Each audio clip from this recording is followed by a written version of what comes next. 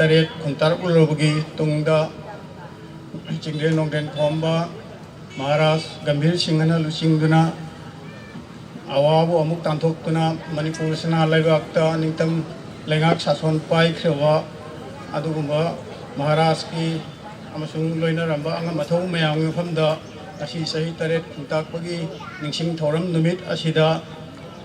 Manipuri National Council Assamna yuthau singi famda haikat laikat tamjek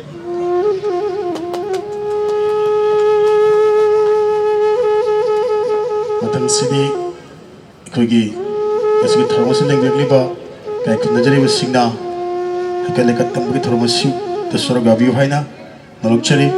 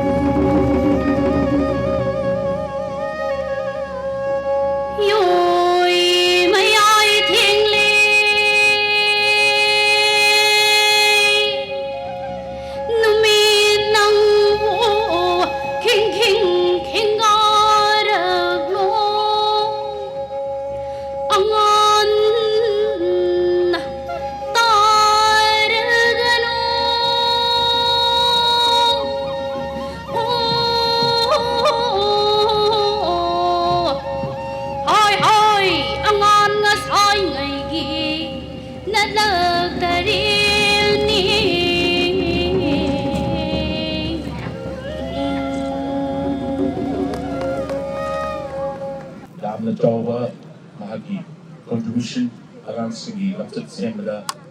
Amadi, Pivam Semada, Lapsat Sigi. Mangal of Anansi, Nabilan, the technical of Anansi, Parga, Jimsida, Akwegu, Mahagi, Hakan Sadil of Indina, Pivam Semada. Assamgi, Amadi, Indiagi, Mr. Parkava, Jimsina Putri. Yang ay kagat na ini magsama din sila ipakuyamgi wajay ganito na Assamgi hindi India get over kasang pabagi fitness ang internationally mamin kamo gusto hay na ina Manipur collective artist na wala may handa ay magtada ako'y CrossFit gym mo Manipur ay laksaba maroy nga ako'y Tom TV hariba Times of Manipur hariba satellite channel asi Manipur jo ina ahanba aduba private satellite channel ni maroy na ako'y Doorarshan Kendra Imphal si satellite channel on rabanina government ki lagrikanda private jo ina ahanba satellite channel chi ako'y Times of Manipur hariba channel asi masi ako'y asi Tata Sky da channel number 1973 da aduba ako'y 24 hour aduna live yengba phangmigani aduna ako'y nandang lakchari basi nungaijay sida ako'y OP dana aduga अभी CrossFit ना अदुम्बा अदुकी society दा अकोई मणिपुरी बरुई ना कोई मेटे society दा equal बतहा सिंगा कोई इसाना अदुम्बा language चलवा मतलब मसिदा कोई फिटनेस की होगा अदुम्बा थोड़ा पैकेट पिदना सिगुम्बा लोग लाई बाई कल लिबा ना शिंबो अदुम्बा मागी माइंडसेट नम्बर चेंज होगा बाहर लिबा सी टाइप्स ऑफ मणिपुर तो टीवी लगे जगह पैकेट चली अदुगा बहाता ना सोए कोई टाइप्स ऑफ मणिपुर ना तुआन बा और पॉपुलर रिबा पुनी मणिपुरी में कई दाव जगह से सर लगा कोई नहीं कर रही कोई कमाई नहीं रिबा लगा कोई रिबा पॉपुलेशन कमाई नहीं रिबा कर में रिबा है लुजी अदु मतलब दाय कोई टाइप्स ऑफ मणिपुर ना पैकेज जरकनी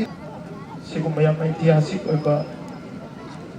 ममदा सरुक याबा जबगी नुगाइबो याना बतदा बोसली लेना खजाइदा लाखपुगी चांस या पक्ना फंगे ꯃꯃꯥꯡꯒꯤ reconciliation ꯀꯩꯅꯣ ꯁꯣꯗꯤ ꯁꯦꯂꯦꯕ꯭ꯔꯦꯁꯟꯁꯤꯗꯁꯨ ꯂꯥꯛꯀꯗꯕꯅꯤ ꯑꯗꯨꯕꯨ ꯇꯉꯥꯏꯐꯗꯕ ꯊꯧꯒꯥꯏꯁꯤꯡꯅ ꯌꯥꯎꯕ ꯉꯝꯍꯧꯗꯦ ꯑꯗꯣ ꯍꯟꯗꯛꯀꯤ ꯂꯥꯛꯏꯕ ꯆꯍꯤ 2019ꯒꯤ ꯊꯧꯔꯝ ꯑꯁꯤꯗꯗꯤ ꯁꯔꯨꯛ ꯌꯥꯕ ꯐꯪꯖꯩ ꯃꯁꯤꯒꯤ ꯊꯧꯔꯝ ꯑꯁꯤꯗ ꯁꯔꯨꯛ ꯌꯥꯕ ꯐꯪꯖꯕꯁꯤꯒꯤ ꯌꯥꯝ ꯅꯨꯡꯉꯥꯏꯕ ꯃꯣꯃꯦꯟ ꯅꯨꯡꯉꯥꯏꯕ ꯃꯤꯀꯨꯞ ꯑꯩꯒꯤ ꯂꯥꯏꯐꯇ ꯌꯥꯝꯅ ꯃꯦꯃꯣꯔꯦꯕꯜ ꯑꯣꯏꯕ ꯑꯃꯁꯨ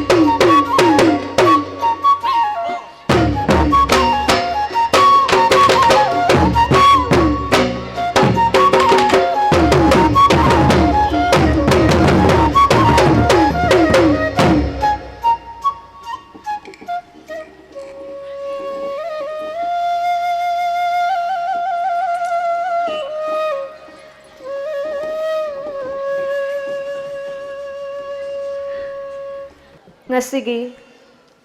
chahi taret kuntak baning sing thauram masigi maira chukhat pinabagidamagta ikai khumna jaraba mingoina panjarabada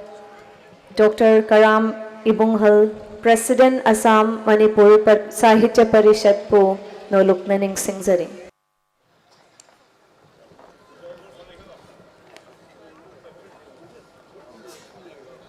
Zasing buthagatchari Ining Thaumana Kumsing Lising Amaga Chanipan Taraga Mapaldagi Lising Amaga Chanipan Kunga Taruk Pauba Chahi Tarit Kuntakpa Matamda Choizai Naruraba Manipuri Miyambu Tasin Khomzin Bikiba Thodang Kayadubu Ikai Khumnaba Uchaba Oina Mapan Manipurda Machoi Kundariba Manipuri Aikhoi Gisu Punba ngamnaba wakhalon ama sagatpa mathau tare khanjarakpadagi chahi taret khuntakpa ningsing numit the Reconsolidation Day haina mingthon jaraga Brahmaputra Valley ki tongan ba mafam singda hong duna leptana thoram pangthok charakli Hairiba thauram sing asida valley asida khundariba Manipur singgi maraktagi masagi oijaba kaya thadoklaga Manipuri miyam gidamak khanjaba amadi khanjaduna masagi leizaba wakhalgi pangalgi kaya puthokduna hanbanaidana thodang kayada ninghannaba leitana kathokpa miyoi amamam khangatcharaga ining thauchinglen nongdren khomba Gambir Singh gi mingda khonga che ama award ama pizai ngasi lising aniga taramapal gi Gauranagar Hozaida pangthokchariba thauram asisu UNESCO Manipurna ining thau chinglen nongdren khomba Gambir Singh gi mingda pibiriba khonga award phangbigadoriba miyoi adude Manipuri sagai samas asigi nibu hairabadi masagi leizaba pumba kathokpaga loinana choktaba naidana chongthoktuna angamba thogai pangbiriba mingoina panjarabada ikai khumnajaraba Sri Bindu Madhov Sharmani akoigi UNESCO Manipur gi General Secretary oina pubiriba Sir Sri Ramananda Sairem Chabu asigi pibiriba award asida mateng pangbinaba nolukna hangachari he athauba Sri Bindu Madhov Sharma nahakna telaba punsi lambi sida ninghannaba leitana kathokpaga loinana punsigi thaugai kaya bu tungoinana nathaiduna thamlaga nahakki najati na phurukki khanduna awaba khudong thiba kaya bu nachungdana nongju nongsa ningtham kalen bu thaoidana leptana khanja hotnajarakpa ngasidi nongchup haramgi Manipur Singh leiba khunai lingledo khunjau leichau paledo masigidamak UNESCO Manipur na ining thauchinglen nongdren khombagi mingda kachaba ikai khumnajarba khonga asi athauba nafamda khutsin nazari athauba nahaki tunglam chatki punsida leipak thaugai kayabu hena pangba ngamba chingo mana yaipa lan kubirasano haina aikoi miyam pumnamakna chingo magi mafamda thaunizari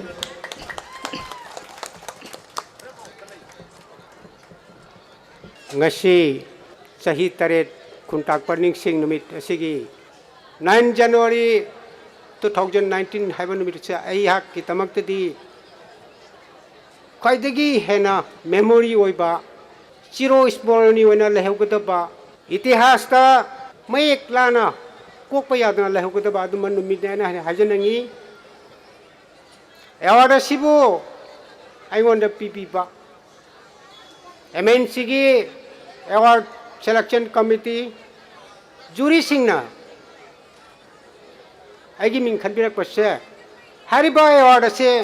matik charba chaukhaba award se asigi ayak se matik chaba patra dinati adubu jury amasung selection committee na aiga Bindu Madhov Sharma namatik charina khanbi tuna award se pibiba award se hayak thamoi tingna hayak loksin jai ngasigi guest of honor gi pambam lang beleng sin biriba ikai khumnajaraba mingoina panjarabada Oza Shri S. Nava Sharma, State Coordinator, Department of Art and Culture, Government of India bo ngasigi thauram masiga mari leinana tentak pa warol kharadang thambiranaba oza bo nolukchari. Singlaba Yaifaraba Namid Iningto Maharaj Gambhir Singhi Tupkeva Namid Itihas Haiba Mayek Sin Hek Lady Makai Mutla Roidaba Adum Laba Namid January gi tang mapan ngasi supang thokli hozai gi gaur nagar gi pak labalam pak sida ngasi gi yamna chirama matam Manipur Assam North East ki yam chirama matam sida akoi punsan rakpagi agi identity thirakpagi matam maitai naga kuki haidana thinarapagi aigi haurak phangi thinarapagi tanja yam chirama matam sida Aibu Kobirakpa, Aibu Yohan Biba, organizer Nasigi Ahan Mamaktada Aina Manipuri National Council Assam, Amadi UNESCO Manipurbu Ahan Mamaktada, Mayam Plapunamutang Kuba Kuminaraga, Masigi Nungai Semta Poto Ministry. ꯑꯩꯈꯣꯏ ꯁꯤ ꯃꯤꯒꯤ ꯃꯤꯈꯥ ꯊꯥꯔꯀꯥꯟꯗ ꯃꯤꯒꯤ ꯈꯗꯥꯡ ꯃꯈꯥꯗ ꯃꯤꯒꯤ ꯃꯤꯈꯥ ꯄꯣꯜꯂꯀꯥꯟꯗ ꯍꯤꯡꯉꯤ ꯍꯥꯏꯕꯁꯦ ꯑꯩꯈꯣꯏꯒꯤ ꯏꯇꯤꯍꯥꯁ ꯑꯩꯈꯣꯏꯒꯤ ꯄꯨꯋꯥꯔꯤꯅ ꯑꯩꯈꯣꯏꯒꯤ ꯃꯥꯡꯗ Marik Chumna, Aikogi, Imang the Taduna Tambiram Laba, Latamda, Sanaga Mayekna, Iduna Tamaba, Aikoi Tankakta, Aikogi history da, Aikoi se, Lingjen Manadragadi, Aikoi Mika Polaga Hingi Habese, Aikoi the Dumak Power Lakpa, Koi Tihasta, Aikoi Tambiraga Wapam Mukaneva. Maramaduna Ashikum Laba, Numit a share, Aikoi Laura Kanda, Kariki the Makta. Numida Shida Dumlaba, Inning Joe Gambir Singhana, Tawai Takriba, Punsi Pikam the Kribase, Karigi the Muktano, Karam the Gambir Singhana, Punsi Pikam the Krakanda, Nashi Manipur the Ladiba, organization sing Manipur government, Amadi Mapalam the Ladiba, Sumlava Tonganba, Manipuri sing the Kundava, Mapam sing the Tongan Balibak sing the Karigi the Mukta 9 January, share. I couldn't sell observe Toriba, Pangtok Liba, Mashi Pangtok Pagi. Maru oiba wafam singa se aikoina minute amatang orso koi khangmina bagi tangai phadabdu leba maidingu chinglen nongden khomba khak natana aikoina kitang ningsing buya bas magi brother narasinga zo aikoina ningsing bu tangai phadi makoi ani na lingon de bi pat sit khibe dugi wari du he narasinga kauthok bu chummo aduga mapan lamda kasar lamda lingon de bi pat Manipur Navy semaga British ki kupu kharaga lakhiba aduga chahi tere khuntakhiba dubu mai pak pungam khibagi numit adubu dembe magi laikhi dabu numit sida ekone ningsing libase adugi muk tawi narkan kitang ainong thaidok charkanda Manipur ki chingilamda maidingu Herachandra na ekoigi Golila war haidana ekoi khudamai na haijarkanda sai koi tawdin haigibden kitang mumutana koi kitang kangminagi sei tawbadabu ekoi Chamaga Marpuga Mangarak Shuba,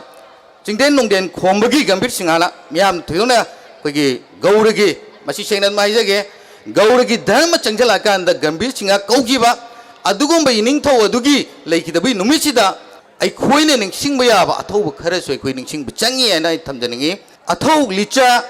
Hepaching Aduna, a Topiramba, Makuigi, Marinjangi, Machama Sumak, Oibata Regadi. Manipuri kunai emak kanna bahona bada ngasi lagpiri ba ipaicha kudimakna ani shuba adugum laba chahi taret kuntak pado thoklaroi sai wafam thamjara gai tenjari thakchar ꯑꯩꯈꯣꯏꯅ ꯆꯍꯤ 8 ꯈꯨꯟꯗꯥꯞꯈꯤꯕꯗꯨ ꯀꯔꯤꯅꯣ ꯍꯥꯏꯕ ꯁꯦꯡꯅ ꯈꯪꯈ꯭ꯔꯕꯅꯤꯅ ꯑꯩꯈꯣꯏ ꯃꯅꯤꯄꯨꯔ ꯌꯥꯎꯅ ꯃꯅꯤꯄꯨꯔꯒꯤ ꯇꯣꯉꯥꯟ ꯇꯣꯉꯥꯟꯕ ꯃꯐꯝꯁꯤꯡ ꯍꯥꯏꯕꯗꯤ ꯑꯋꯥꯡ ꯅꯣꯡꯄꯣꯛ ꯚꯥꯔꯠꯇ ꯈꯨꯟꯗꯥꯔꯤꯕ ꯑꯗꯨꯒꯨꯝꯕ ꯑꯩꯈꯣꯏ ꯃꯅꯤꯄꯨꯔꯤꯁꯤꯡ ꯃꯔꯨꯑꯣꯏꯅ ꯃꯅꯤꯄꯨꯔꯤ ꯃꯩꯇꯩꯁꯤꯡ ꯑꯁꯤꯒꯤ ꯃꯔꯛꯇ ꯑꯩꯈꯣꯏ Lengjen Manaba, Nungsiba Chanaba, Adum Bodu Puruna Pandamda, Lepa Letana, Tuan Tuanba organization, Maruina Koi, Manipuri National Council, Aduga, UNESCO, Tuan Tuanba Lupsingna, Nasiki Thoramasi, Bangladesh Rauna, Tem Humkia the Su, Manipuri Taba, Mate Taba, Zagas in the Pantoli, Maramashina Akoi Maselgi Marakta, Nungsi Chanaba Watbagi, Adumba, Leramba Kayado, Koktung Navaganda. Hainabali akwai Manipuri society maruina Imphal Sumangai natraga akwai gi tuan ba awang no puki lamdam sidungai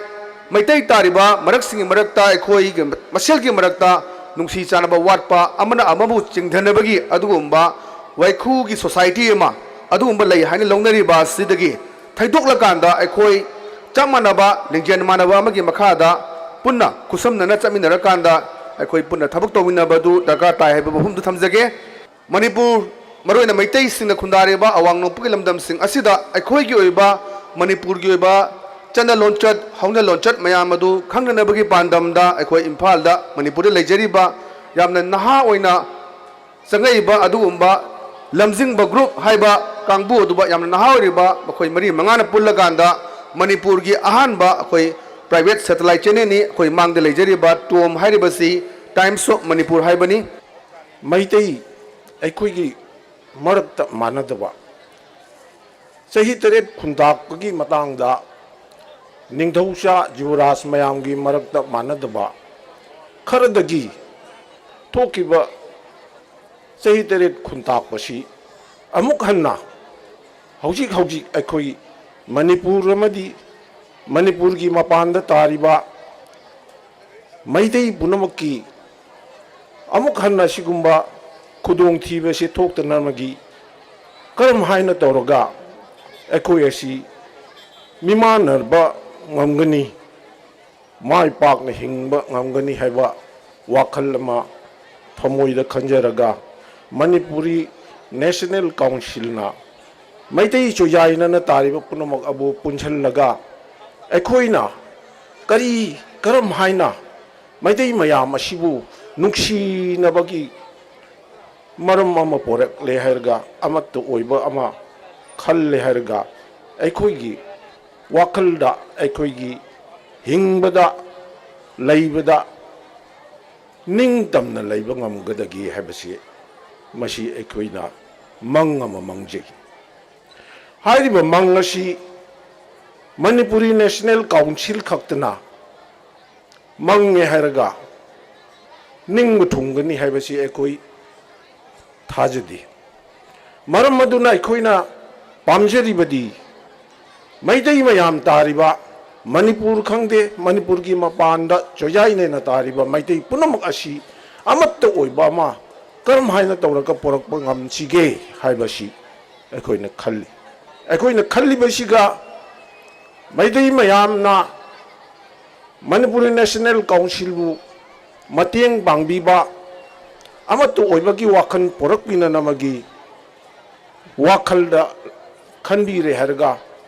Manipuri national ꯀꯥꯎꯟꯁꯤꯜꯅ ꯄꯥꯡꯊꯣꯛꯄ ꯊꯧꯔꯝ ꯀꯌꯥꯗ ꯁꯔꯨꯛ ꯌꯥꯕꯤꯔꯦ ꯍꯥꯏꯔꯒ ꯑꯩꯈꯣꯏꯅ ꯈꯜꯂꯤꯕ ꯃꯪ ꯑꯁꯤ ꯃꯌꯥꯝꯗ ꯁꯟꯗꯣꯛꯆꯔꯒ ꯑꯩꯈꯣꯏ ꯄꯨꯟꯅ ꯀꯔꯝꯅ ꯆꯠꯊꯔꯦ ꯍꯥꯏꯔꯒ ꯅꯨꯡꯉꯥꯏ ꯌꯥꯏꯐꯅ ꯂꯩꯒꯅꯤ ꯍꯥꯏꯕꯁꯦ ꯃꯁꯤ ꯈꯛꯇꯅꯤ ꯍꯟꯗꯛ ꯄꯥꯡꯊꯣꯛꯈꯤꯕ 2019ꯒꯤ ꯄꯟꯆꯥꯌꯠ ꯏꯂꯦꯛꯁꯟ ꯑꯗꯨꯗ BJPꯒꯤ ꯃꯤꯔꯦꯞ ꯑꯣꯏꯗꯨꯅ ꯃꯥꯏ ꯄꯥꯛꯈꯤꯕꯤ ꯑꯩꯈꯣꯏ ꯂꯝꯗꯝ ꯑꯁꯤꯒꯤ ꯈꯨꯡꯒꯪ ꯑꯁꯤꯒꯤ ꯃꯧ ꯑꯣꯏꯔꯤꯕꯤ ꯏꯀꯥꯏꯈꯨꯝꯅꯖꯔꯤꯕꯤ ꯔꯥꯃꯥꯕꯂꯥꯕꯨ ꯑꯩꯈꯣꯏꯒꯤ ꯆꯝꯂꯕ ꯑꯩꯈꯣꯏꯒꯤ ꯃꯩꯇꯩꯒꯤ ꯂꯦꯡꯌꯥꯟ ꯐꯤ ꯑꯃꯅ ꯏꯀꯥꯏꯈꯨꯝꯅꯕ ꯎꯠꯆꯔꯤ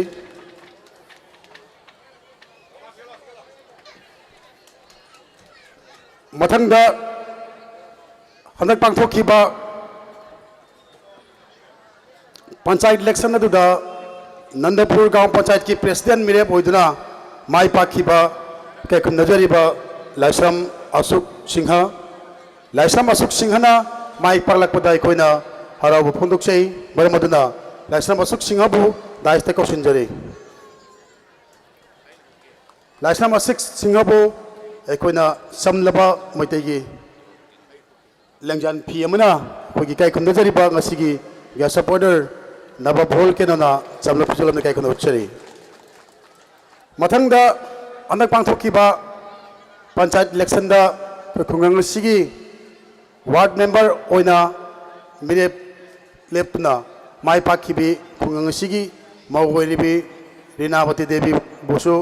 एकोइना समलबा फिजल कई उच्चगे मरमदुना रीनावती देवी बु दाइस्ते कौशनजरी मथंग अखोई अनक पांथोखिबा